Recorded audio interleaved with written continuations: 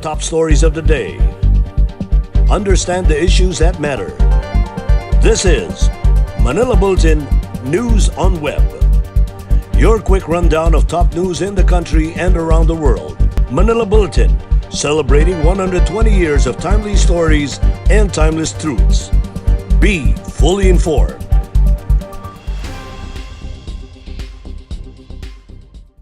Hi, I'm Barbie Atienza. This is MB Now, and here are your news on web. The Government Pandemic Task Force has approved the National Vaccine Roadmap and formed a new cluster to implement the immunization program in anticipation of the development of the life-saving medicine. The new COVID-19 vaccine cluster will be chaired by Vaccine SAR Presidential Peace Advisor Carlito Galvez Jr., whose duties include supervising the acquisition, price negotiation, storage, and distribution of safe and cost-effective coronavirus vaccines. The latest decision was reached by the Interagency Task Force for the Management of Emerging Infectious Diseases during a meeting Thursday, according to Presidential Spokesman Harry Roque. The 7-point national vaccination roadmap was presented by Galvez to President Duterte and other cabinet members. The roadmap starts with the scientific evaluation and selection of the COVID vaccine, as well as access and acquisition, which Galvez hopes would be completed by November or December 2021. The president had earlier said he wanted Galvez as a sole authority to lead the government's vaccine purchase and distribution effort. Duterte said he did not want the creation of committees that supposedly tend to slow down the process. Inaprubahan din ng IATF ang Philippine National COVID-19 Roadmap and Implementation Plan. Sa pagpupulong din kahapon ng IATF ay provisionally inadapt ang Department of Health revised Omnibus Interim Guidelines on Prevention, Detection, Isolation, Treatment, and Reintegration Strategies for COVID-19. President Rodrigo Roa Duterte reminded anew public servants to avoid unnecessary delays in their work as he renewed his resolve to clamp down on corruption in government. In his televised address Thursday night, Duterte said government officials are doing nothing if they cannot review and decide on paperwork in 2 to 3 days. He even advised officials not to sleep, if possible, until they have completed the task assigned to them. Duterte reminded government personnel to focus on their job and not someone else's. The president issued the latest reminder after vowing to combat corruption in government in the remainder of his term. He said he wants or intends to clean the government or at least reduce the corrupt inside the bureaucracy. He pledged to pursue the prosecution and imprisonment of corrupt public officials. Due to the intervening events noong October, nagkaroon po ng pagbaba sa bilang ng mga test na isinagawa. Kasama sa mga ito ay yung nagkaroon ng partial suspension in the acceptance of new patients by the PRC. At habang ito ay isang significant but temporary decrease in testing capacity, meron naman pong 11 na ibang public and private laboratories na sila po ang sumalo doon sa mga hindi nasuri o na-test ng PRC at sila po ang voluntaryo na pumuno ng puwang dahil nga po sa paghinto ng PRC, lalo-lalo na po ang testing for returning overseas Filipinos. Dahil dito, while we initially projected na bababa ng at least 20% ang ating total test capacity, ang pag-distribute ng test sa 11 laboratories ay nakatulong para makabawi doon sa hindi po na-test dahil po sa pagsara o paghinto ng PRC. Ngunit nabayaran na po ang PRC at nagbukas na po silang muli, kaya patuloy na po ang kanilang pagsusuri ng mga swab specimen. Mukhang pera.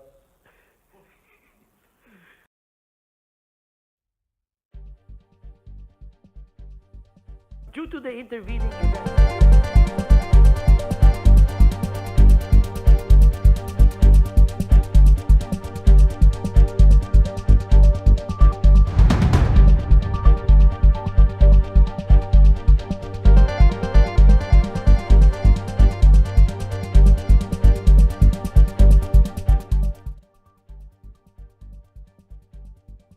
22 fishermen were rescued from an ill-fated vessel that exploded off Socorro, Surigao del Norte Wednesday, according to the Philippine Coast Guard.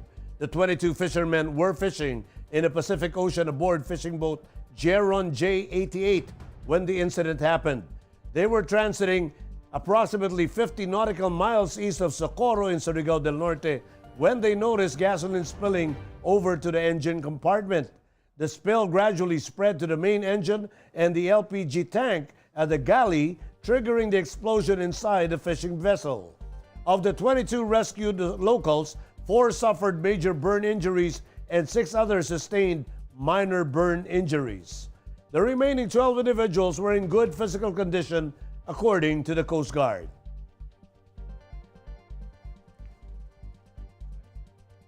Severe tropical storm Siony, with international name Atsani, has already crossed the island of Misanga in Itbayat, Batanes, as it continues to exit the Philippine area of responsibility by Friday night.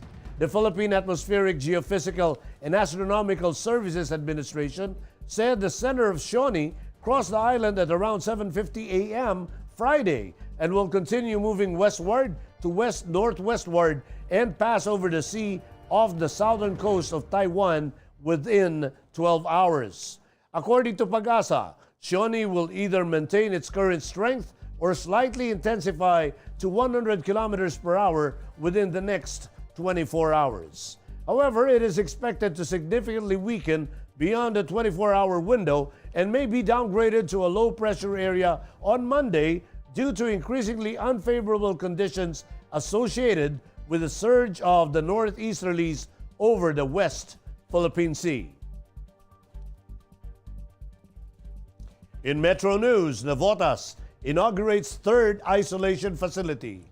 Valenzuela City Government launches online portal for job-seeking residents. And Manila LGU donates 1,000 sacks of rice to typhoon victims in Albay. More from this report. The local government of Navotas City on Thursday inaugurated its third community isolation facility for suspected and confirmed COVID-19 patients. Through the help of the Department of Public Works and Highways, 50 container vans have been turned into a 200 isolation facility by the local government, which is located at the Navotas Centennial Park. According to the local government, each unit has its own bed, table, chair, toilet and bath, air conditioning unit, and is connected to Navotech Wi-Fi. The facility also has CCTV cameras for easy monitoring of patients and to limit physical visit of medical staff. According to Mayor Toby Tiangco, the third isolation facility will accommodate close contacts of COVID-positive patients who have undergone swab testing and are still waiting for the results. Valenzuela City residents who are still jobless may now find new opportunities following the revival of the local government's owned online job portal. The www.valenzuelatrabajo.gov.ph website aims to intensify its effort to encourage Venezuelanos to go digital even with their job application and to connect job seekers with employers and vice versa. According to the local government, job seekers can register on the website and should wait for their accounts to be activated within 24 hours. Once done, they can start looking for a job. The Manila City government donated 1,000 sacks of rice to Albay province in Bicol region after it was left devastated by Typhoon Rolly. Manila Mayor Francisco Escobar Dumagoso reportedly promised Albay Governor Albi Chara on Sunday night that he will deliver food assistance to the typhoon victims. According to Bicol Headline TV, the sacks of rice arrived Thursday afternoon. Here are the top news in other parts of the country. 220 COVID-19 recoveries in first 5 days of November in Central Visayas. And Mayor Sara extends Safe Davao QR code use to November 23. More in this report. The Central Visayas region has registered a total of 220 recoveries from coronavirus disease in the first 5 days of November, according to the Department of Health in Central Visayas. The DOH-7 case bulletin showed that the highest number of recoveries in 3 separate dates was logged on Wednesday with 81, all of them from Cebu province. During the All Saints and All Souls Day celebration on November 1 and November 2, the DOH-7 has observed 13 recoveries from COVID-19. Records also showed that in the first 5 days of November, there were only a total of 188 new COVID-19 cases detected in Central Visayas, which is 14.5% lower than the reflected number of recoveries during the same period. Mayor Sara Duterte Carpio announced that the mandatory use of the Safe Davao Quick Response QR code is extended to November 23 in view of reports on the difficulties being encountered on its registration. Duterte Carpio had earlier said that the mandatory use of the QR code will take effect on November 7, Saturday, but due to technical glitches, she decided to extend the mandatory use of the code to November 23. She also added that the Safe Davao QR aims to help accelerate contact tracing and enforce the ban on non-essential travel to curb the spread of the coronavirus disease. In world news, Trump erupts as Biden closes in on US Presidency. Police arrest protesters at London's Million Mask on first day of national lockdown. And French Queen's mirror discovered in a British loo. Let's watch this report. President Donald Trump erupted in a tirade of unsubstantiated claims that he has been cheated out of winning the U.S. election as vote counting across battleground states showed Democrat Joe Biden steadily closing in on victory.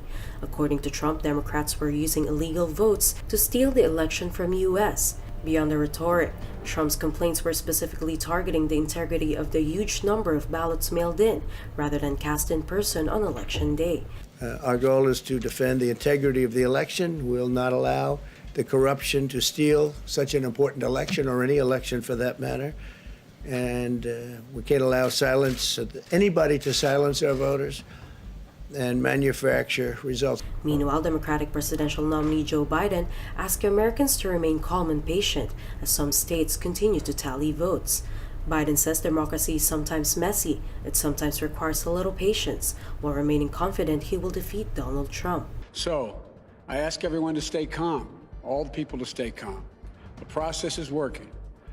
The count is being completed, and we'll know very soon. British police arrest a number of protesters during the annual Million Mask March at Trafalgar Square in central London as it takes place on the day national lockdown rules come into force. Prime Minister Boris Johnson on Thursday called for a united effort to tackle spiking coronavirus infection rates as 56 million people in England went into a second lockdown, but with the public wary of restrictions and fearing for their livelihoods. Renewed stay-at-home restrictions and businesses closures are set to last for 4 weeks, yet have been met with skepticism that they can halt the worst death toll from the virus in Europe. Johnson said the package showed this government will continue to support people affected by these new restrictions. A family was literally sitting on a fortune after discovering a mirror next to the throne in their loo once belonged to Marie Antoinette. The antique had been on the toilet wall for 40 years, with the owner unaware it was used by the last Queen of France. It measures just 50 by 40 centimeters and is thought to have formed part of a large display in one of Antoinette's French palaces.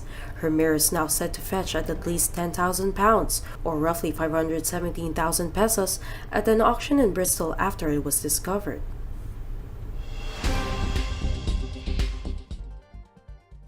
In entertainment, musicians James Reid and Billy Crawford proved that no amount of money could put an end to their good relationship.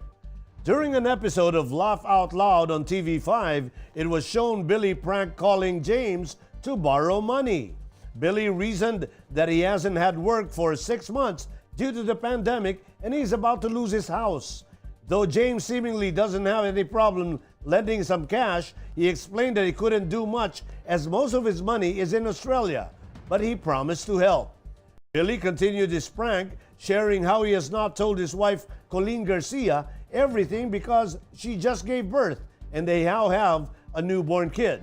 James also noted how he's not pissed off and mad with Billy's sudden gesture as he completely understands. Billy then capped off the prank by pointing out how he could tell how much James loves him and that he will never leave him hanging. In sports, getting closer to the twice-the-beat advantage holds more importance than gaining the solo lead as Barangay Ginebra San Miguel and TNT clash tonight in the PBA Philippine Cup at the Angeles University Foundation Sports and Cultural Center. The winner of the 6:45 p.m. clash will be climbing into the top of the standings while also boosting its chances of securing the important twice-to-beat advantage once the quarterfinals begin late next week. Prior to the 6:45 p.m. game, San Miguel will return to action less than 24 hours after losing to Phoenix Super LPG when it takes on streaking NLEX at 4 p.m. as part of the third four-game bill of the eliminations. The Ginebra TNT clash is among the possible finals previews since the season resumed, given both squads' depth and performance. Final call to all aspiring Sketchfest 2020 participants. The last day of registration for the digital and on-the-spot categories of Sketchfest 2020 is on Sunday, November 8, 2020. Be sure to read the mechanics and the contest rules at www.sketchfest2020.mb.com.ph before you submit your entries. Well, best of luck to all participants. And those are the news on web today, November 6, 2020. It's 48 days before Christmas. For more news and details, get your copy of Manila Bulletin newspaper tomorrow or log on to www.mb.com.ph, or you may also subscribe to our newsletter through the link on this video's caption to have the day's latest news delivered to your inbox.